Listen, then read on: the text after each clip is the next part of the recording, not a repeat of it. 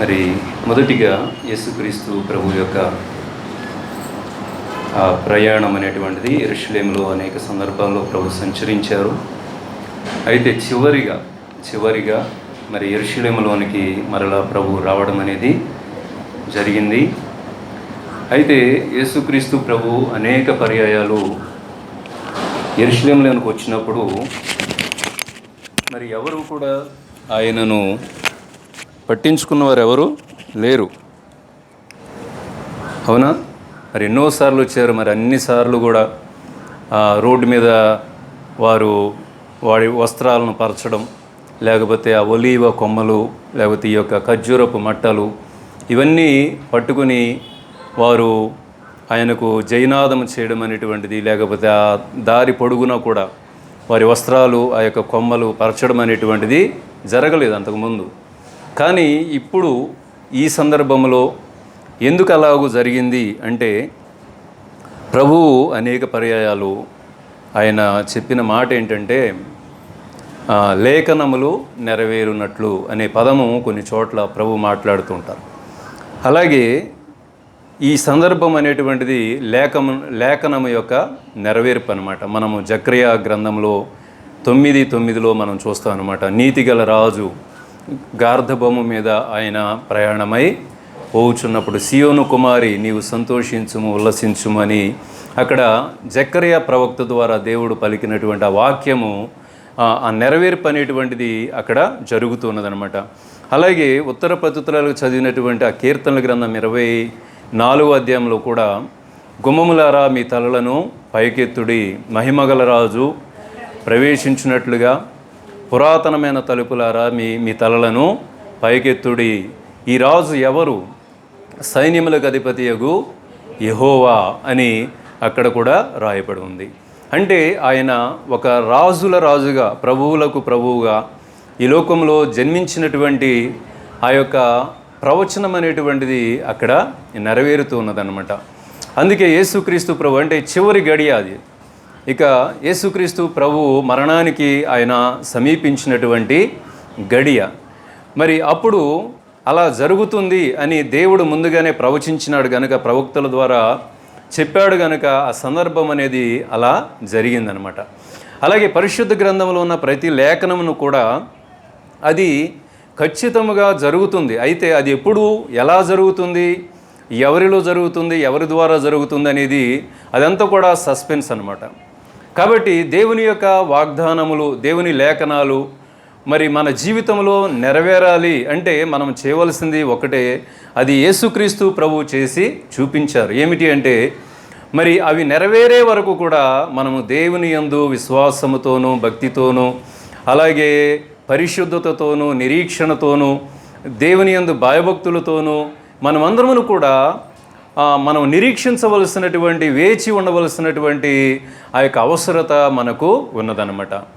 కాబట్టి ఈనాడు గమనించినట్లయితే చాలామంది క్రైస్తవ జీవితం ఎలా ఉంది ఈనాడు అంటే, యేసు ప్రభు పుట్టాడంటే సంతోషం లేదు.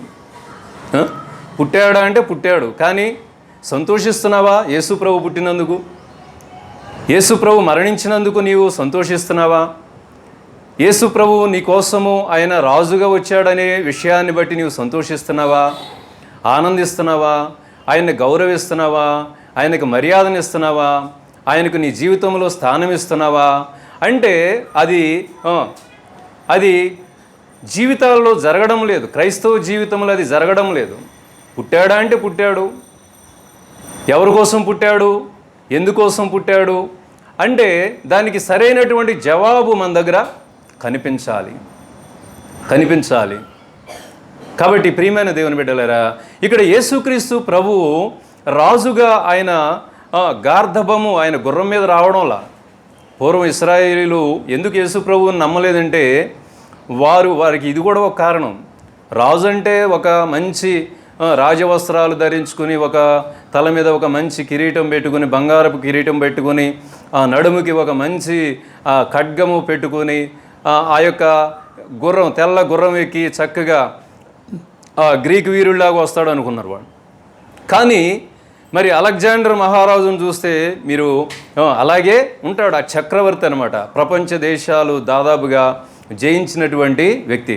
అంటే వీరు చక్రవర్తి అనగానే, రాజు అనగానే ఎలా అనుకున్నారు, ఎలా ఊహించుకున్నారంటే అలాగూ ఊహించుకున్నారు. ఒక రాజకుటుంబంలో పుడతాడు, మనలను పరిపాలించేటువంటి రక్షకుడు రాజకుటుంబంలో పుడతాడు, మరి ఇలాంటి ఆయన ఒక రాజు ఎలా ఉంటాడో అలాగూ వారు ఊహించుకున్నారు కనుక యేసుక్రీస్తు ప్రభు వారి మధ్య పుట్టినా కానీ వాళ్ళు గుర్తించలేకపోయారు.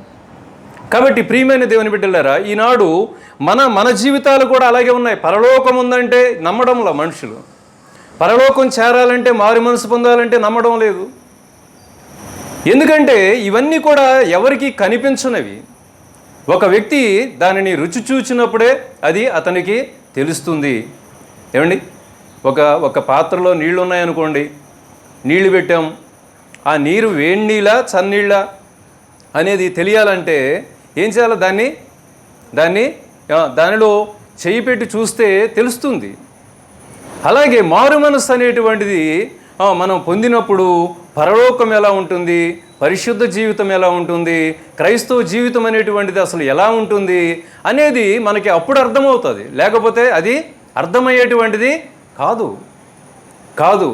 కాబట్టి ప్రియమైన దేవుని బిడ్డలారా, మనమందరమును కూడా గ్రహించవలసింది ఏంటంటే, ఆనాడు ఆయన రాజుగా వస్తున్నాడు అంటే ఆ ఇశ్రాయేలు ప్రజలందరూ కూడా ఆ ప్రవక్త చెప్పినటువంటి దానిని బట్టి మరి వారందరూ కూడా మరి అప్పటి వరకు కూడా ఎవరు యేసుక్రీస్తు ప్రభుని పట్టించుకున్నారు అంటే ఆయన అద్భుతాలు చేసే వ్యక్తి, ఆశ్చర్యకార్యాలు చేసే వ్యక్తి, స్వస్థతలు చేసే వ్యక్తి,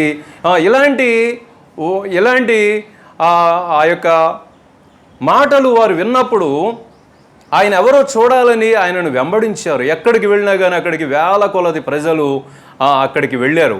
మనం చూస్తాం కదా, ఆ యొక్క కొండ మీద ప్రసంగం చేసినప్పుడు అక్కడ మరి వారు 3 దినములు యేసుప్రభు ప్రసంగం చేసిన తర్వాత వారికి ఆహారము ఆకలి తీర్చడానికి అక్కడ రొట్టెలు మరి ఆ చేపలను వారికి పంచిపెట్టినప్పుడు ఎంతమంది జనం అక్కడ ఉన్నారు అంటే 5,000 మంది పైనే ఉన్నారని మరి అక్కడ రాయబడి ఉంది.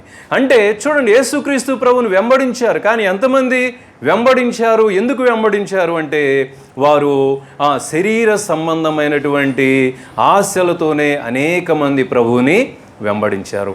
ఆయనను ఒక రాజుగా మరి గుర్తించలేకపోయారు, ఆయనను ఒక రక్షకుడిగా గుర్తించలేకపోయారు.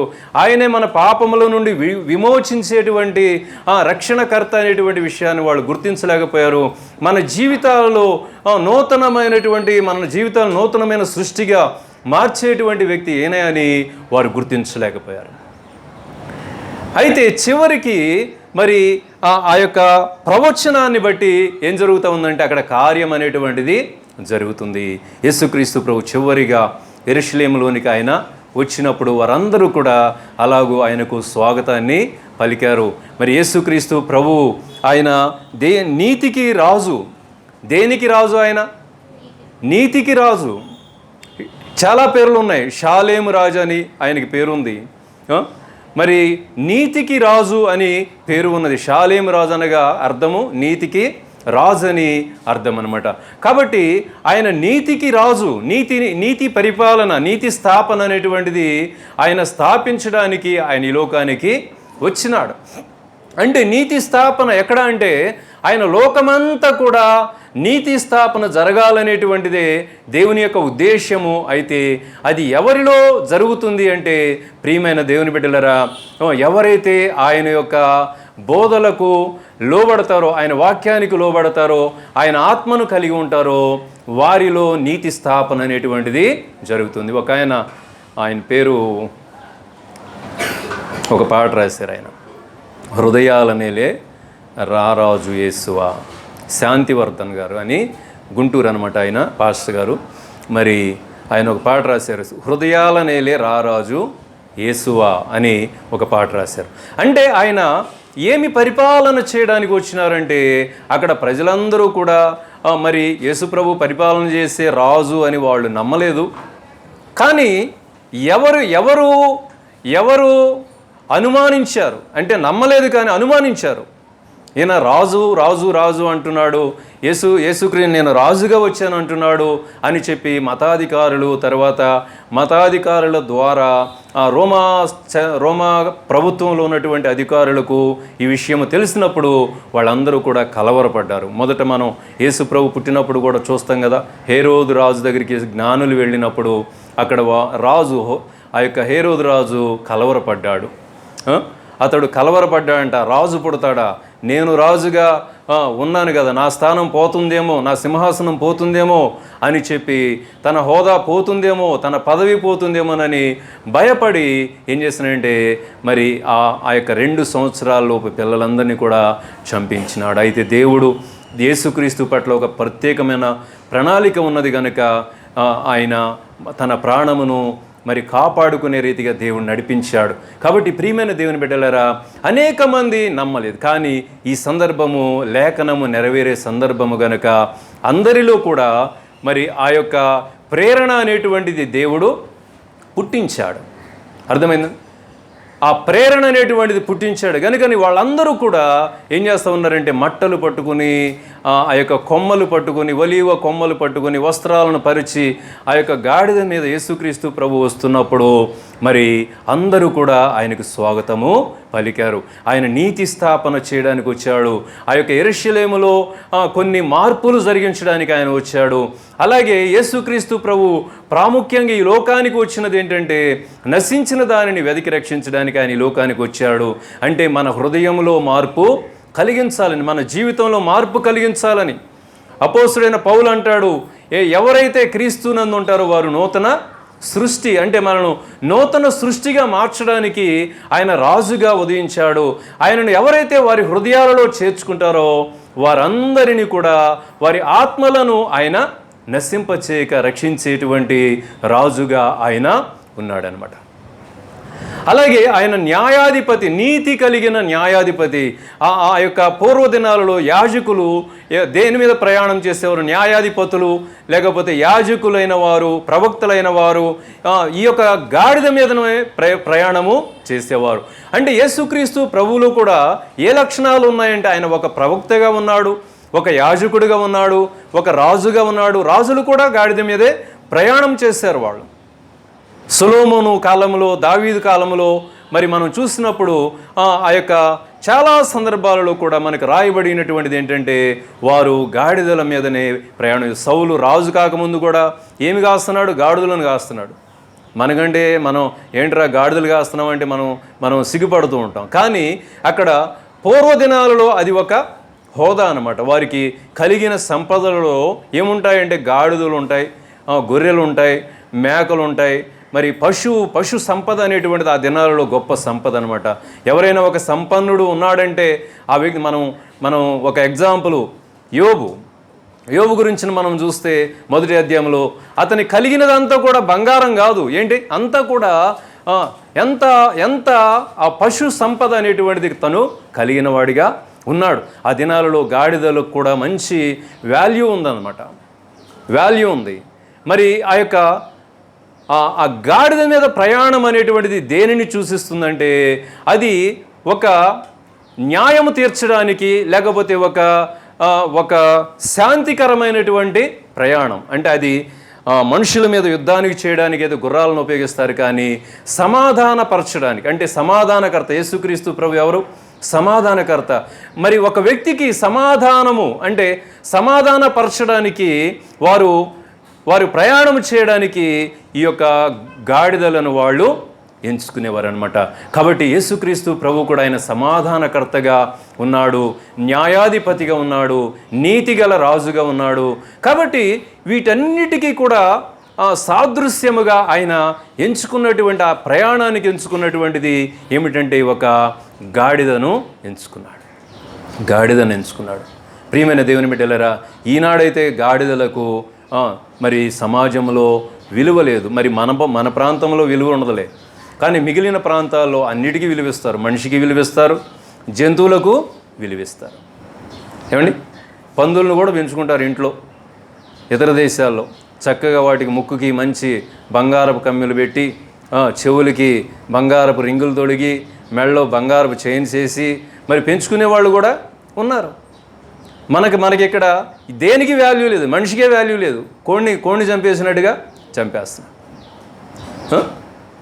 దేనికి వాల్యూ లేదు, భక్తికి వాల్యూ లేదు, దేవుడికి వాల్యూ లేదు, దేనికి వాల్యూ లేదు. దేవుడు లేని చోట దేనికి వాల్యూ ఉండదు. కాబట్టి ప్రియమైన దేవుని బిడ్డలారా, మనమందరం కూడా గమనించినట్లయితే మరి ఆ దినాలలో యేసుక్రీస్తు ప్రభువు మరి గాడిదకు ఒకవేళ విలువ ఉన్నదా లేదా అనేటువంటిది తర్వాత సంగతి. కానీ ఆ గాడిద మీద ప్రభువు ప్రయాణం చేస్తున్నప్పుడు నిజముగా ఆ గాడిదకు కూడా ఏమొచ్చింది? విలువ వచ్చింది. అందుకని ఇక్కడ మత్తయి సువార్తలో మనం చూసినప్పుడు మనం చదివిన భాగంలో 21వ అధ్యాయంలో, మత్తయి సువార్త 21వ అధ్యాయంలో యేసుక్రీస్తు ప్రభు తన శిష్యులైన వారికి చెప్పాడు, ఇదిగో మీ ఎదుట ఉన్న గ్రామమునకు వెళ్ళుడి, వెళ్ళగానే కట్టబడి ఉన్న ఒక గాడిదయు దానితోనున్న ఒక గాడిద పిల్లయు మీకు కనబడును, వాటిని విప్పి నా యొద్దకు తోలుకొని రండి అన్నప్పుడు వారు అలాగే వాటిని విప్పి తోలుకొని వచ్చారు. అంటే ఇది ఎందుకు దేవుడు యేసుక్రీస్తు ప్రభు మరి ఈ యొక్క జీవితంలో ఈ సందర్భాన్ని మనకు చూపిస్తూ ఉన్నాడంటే, మనము కూడా మన జీవితాలు మనం ఒక చోట రాయబడి మన పాపముల చేత బంధించబడి ఉన్నవారం. ఏమండి, మనిషి గాడిదలు ఎలాగైతే ఒక తాడుతో అవి బంధించబడి ఉన్నాయో, అలాగే మానవులు ప్రతి భూమి మీద పుట్టిన ప్రతి ఒక్కరూ కూడా పాపము అనేటువంటి బంధకాల చేత వారు బంధించబడిన వారిగా ఉన్నారు. మనమందరము కూడా అలాంటి వారమే. అయితే ప్రభువు మరి ఎవరైతే ప్రభు ఈ దేవుడు లేకపోతే యేసుక్రీస్తు ప్రభు నన్ను ఈ పాపపు బంధకాల నుండి విడిపించగలడు అని ఆయనను నమ్మి ఆయన మాటలు విని ఆయన మాటల ప్రకారముగా వారిలో ఉన్న పాపమును వారు విడిచిపెట్టి ఆ యొక్క ప్రభు యొక్క నీతి మార్గంలో నడవడానికి ఎవరైతే మరి సమర్పించుకున్నారో వారు ఆ బంధకాల నుండి వారు విడుదల పొందిన వారై ఉన్నారు. ఏమండి, నేను పూర్వము దోషకుడను, హానికరుడను, హింసకుడను అంటే ఆ బంధకాలతో బంధించబడిన వ్యక్తి ప్రభువు తట్టు చూసినప్పుడు ప్రభు యొక్క మార్గంలో నడవడానికి తను సమర్పించుకున్నప్పుడు ఏమైందంటే, ఇక్కడ ఏంటంటే బంధకాలు నుండి విడుదల పొందడం అనేటువంటిది అది దేవుడు వచ్చి అది కట్ చేసేది కాదు.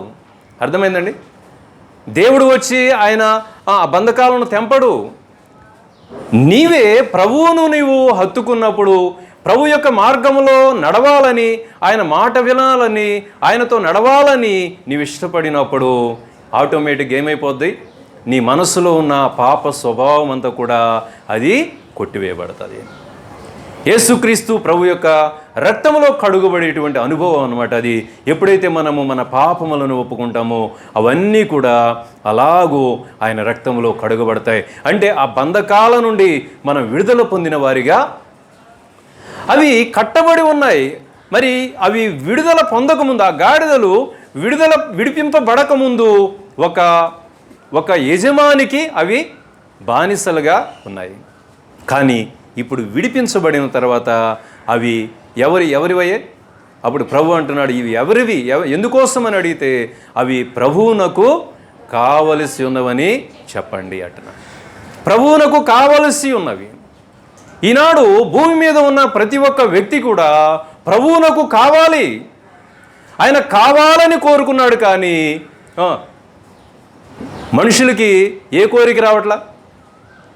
ప్రభువు కావాలి, రక్షణ కావాలి, మార్పు కావాలి, మారు మనసు కావాలి, పరిశుద్ధత కావాలి, నీతి కావాలి, సత్యము కావాలి అనేటువంటి ఆ ఆశ అనేటువంటిది మనుషులలో కలగకపోవడం వలన ప్రియమైన దేవుని బిడ్డలారా, వారు ఆ బంధకాలలోనే లోకంలోనే ఉంటున్నాం. కాబట్టి మనము ఎప్పుడైతే ప్రభువును సంపూర్ణముగా మనలో కలుపుకుంటామో అప్పుడేమవుతుందంటే ఆ బంధకాల నుండి మనము విడిపించబడతాం. వాసన ఏమండి, ఐగుప్తులో నుండి ఇశ్రాయేలు ప్రజలు బయటకు వచ్చారు, కానీ వారిలో నుండి ఏం పోలేదు. వారు ఐగుప్తులో నుండి బయటకు వచ్చారు, కానీ ఆ ఐగుప్తు యొక్క ఆశలు, ఐగుప్తు యొక్క స్వభావము, ఐగుప్తు యొక్క రుచులు, ఐగుప్తు యొక్క జీవితము, ఐగుప్తులో ఉన్నటువంటి సుఖం లేదు, కానీ సుఖం ఉందనుకుంటున్నారు వాళ్ళు. లోకము కూడా అంతే, లోకములో సుఖం లేదు. లోక జీవితం అనేటువంటిది అది శాశ్వతము కాదు. కానీ మనమేమనుకుంటామంటే మనకు శాశ్వతం అని, ఈ లోకము మనకి శాశ్వతం అన్నట్లుగా మనం జీవిస్తుంటాం. ప్రియమైన దేవుని బిడ్డలారా, యేసుక్రీస్తు ప్రభు ఈ లోకములో ఒక కారణముతో ఆయన పుట్టాడు. దేవుడు మనలను కూడా ఒక కారణముతో ఆయన పుట్టించాడు. యేసుక్రీస్తు ప్రభుని ఏమన్నారు? కారణ జన్ముడు అన్నారు. భూమి మీద కూడా ఎవరైనా కొంచెం ప్రత్యేకమైన లైఫ్ స్టైల్ ఉందనుకోండి, వాళ్ళని కూడా అతడు కారణ జన్ముడండి అంటారు. అంటే సమాజానికి ఏదైనా మేలు చేస్తే, సమాజం యొక్క ఉద్ధరణ కోసము అతడు ఏదైనా త్యాగాలు చేసినప్పుడు అతడు కూడా కారణ జన్ముడండి అంటారు. ప్రియమైన దేవుని బిడ్డలారా, మరి మనం చూస్తే ప్రతి వస్తువు కూడా ఒక కారణము. ఎవరైనా మనుషుల చేత తయారు చేయబడినవి ఇవన్నీ కూడా మనం వాడుకునే వస్తువులు, ఈ ఫ్యాన్లు కానీ, లైట్లు కానీ, స్టాండ్ కానీ, ఫోను కానీ, మైకు కానీ అన్నీ కూడా ఒక వ్యక్తి చేత, అంటే మనిషి చేత సృష్టించబడ్డాయి. కానీ మనం ఎవరు? దేవుని యొక్క సృష్టి. దేవుడు మనను సృష్టించినాడంటే ఒక కారణం ఉన్నది. అక్కడ గాడిదలు ఉన్నాయంటే ఒక కారణం ఉన్నది. ప్రభు వాటిని విప్పుకుని రండి అన్నాడంటే ఒక కారణం ఉన్నది. అలాగే నిన్ను, నన్ను, మనలను కూడా ఆయన కావాలి అంటున్నాడు అంటే కారణం ఉన్నది. కానీ మనము ఏంటంటే ఏ కారణము లేని వారిగా మనం, ఏ కారణం లేదు, నేను పుట్టడానికి ఏ కారణం లేదు, నేను భక్తి చేయడానికి ఏ కారణం లేదు. ఏమండి, భక్తి చేయడానికి కారణం లేదా? ఉన్నది, కానీ లేనట్లుగానే మనం జీవిస్తూ ఉంటాం. కాబట్టి మనము ప్రతిదానికి కారణము ఆయన కారణ జన్ముడు. మనలను కూడా మరి మనం ఒక పర్పస్ మీద మనల్ని పుట్టించాడు ప్రభు. ఏంటంటే ఆయన కావాలి. ఎందుకు కావాలి అంటే ఆయన మనలను ఈ లోకంలో జీవిస్తున్న జీవితము కంటే మరి మనం ఊహించలేనంత అద్భుతమైనటువంటి, మహిమకరమైనటువంటి, విలువైనటువంటి ఆ యొక్క జీవితాన్ని మనకి ఇవ్వాలని ఆయన కోరుకున్నాడు. కానీ లోకము చూడండి, ఐగుప్తీయులు ఎక్కడి నుండో వచ్చేసారు, బయటకు వచ్చేసారు. వచ్చినా కానీ ఆ వాసన పోవడంలా, ఆ రుచి పోవడంలా పద్దాక వాళ్ళు ఏం జ్ఞాపకం చేసుకుంటున్నారంటే ఐగుప్తులో ఉన్న చేపలు, ఐగుప్తులో ఉన్న మాంసము, ఐగుప్తులో ఉన్న కీరదోసకాయలు, ఐగుప్తులో ఉన్న కొత్తిమీర, కరివేపాకు, ఆకుకూరలు, ఇవన్నీ కూడా వాళ్ళు జ్ఞాపకం చేసుకుంటున్నారు. చూడండి ప్రియమైన దేవుని బిడ్డలారా, మనం ప్రభు నమ్ముకున్నాం, పోయిందా లోకం వాసన? పోయిందా? లోకముతో బంధాలు తెగిపోయావా? తెగిపోయినావా? లేవు. ఆ బంధకాలు మనలోనే ఉన్నట్లయితే కొన్ని ఉంటాయి. కొన్ని పెంపుడు కుక్కలు ఉంటాయి. అవి కొన్ని ఏంటంటే ఇంట్లో పెంచుతున్నప్పుడు ఈ ఇంటి గుమ్మం దాడి బయటికి రావు. కొన్ని ఏంటంటే ఎప్పుడు బయటికి వెళ్ళిపోదాం, గొలుసు కట్టేసినా లాగేస్తూ ఉంటాయి అన్నమాట. లాగే ఎప్పుడు గొలుసు సౌండ్ వినపడుతూ ఉంటుంది. అక్కడ ఏంటంటే అవి లాగుతూ ఉంటాయి గొలుసుని. ఏదన్నా కొంచెం లింక్ తప్పిందంటే ఇక అడ్రస్ దొరకవు అనమాట. ఎక్కడెక్కడో ఏంటంటే కొన్ని కనబడుతూ ఉంటాయి. మనం ఎప్పుడు చూడలేదా గొలుసు వేసుకునే కుక్కలు ఉంటాయి, బెల్ట్ కానీ గొలుసు కానీ. అంటే ఈ కుక్క ఎక్కడి నుండో తప్పించుకుని వచ్చేసింది. అలాగనమాట. ప్రియమైన దేవుని బిడ్డలారా, మనము కూడా లోకాన్ని మెడలో వేసుకుని ప్రభువుని వెంబడించేటువంటి వారిగా మనము ఉండకూడదు. ఏమండి, ఆ బంధకాలన్నీ కూడా తెగిపోవాలి. ఇశ్రాయేలు ప్రజలు మోషేతో పద్దాక అనేక పర్యాయములు వారు మాట్లాడిన మాట, వారు దేనిని జ్ఞాపకం చేసుకుంటున్నారంటే, మేము ఐగుప్తులో ఉన్నప్పుడు మాకు ఎలా ఉండేది, ఎంత సుఖం ఉండేది, ఎలాంటి ఆహారం ఉండేది, ఎలాంటి పరిస్థితులు ఉండేవి, మమ్మల్ని ఇక్కడ చంపడానికి తీసుకొచ్చావా, అక్కడ సమాధులు లేవని మమ్మల్ని ఎక్కడికి తీసుకొచ్చావా అని అనేక పర్యాయములు విసిగించినారు. ప్రియమైన దేవుని బిడ్డల, ఈనాడు మనము కూడా ఎందుకు మరి అనేక మంది ప్రభువు సన్నిధికి రావాలి, ఎందుకు రాలేకపోతున్నారంటే ఎక్కడున్నారు? ఐగుప్తు. ప్రభువు నమ్ముకున్నారు ఇశ్రాయేల్ ప్రజలే. ఎక్కడున్నారు? ఐగుప్తులో ఉన్నారు. ఇశ్రాయేల్ ప్రజలే బయటకు వచ్చారు, కానీ వారిలో ఏముంది? ఐగుప్తు ఉంది. అప్పుడేమో వారు ఐగుప్తులో ఉన్నారు. ఇప్పుడు బయటకు వచ్చిన తర్వాత ఐగుప్తుని తీసుకొచ్చుకున్నారు ఎక్కడికి? హృదయంలోకి, ఐగుప్తు. కాబట్టి ఈనాడు క్రైస్తవ జీవితం అలా ఉండకూడదు. కట్టబడినటువంటి గాడిదలు ఎలాగైతే విడుదల పొంది ప్రభువును మోస్తున్నాయో అలాగే మనము కూడా ప్రభువును మోయాలి. నీవు క్రీస్తుకు కావలసిన వ్యక్తివి, మనము క్రీస్తుకు కావలసిన వ్యక్తులం. ఆయన మనలను ప్రేమిస్తున్నాడు.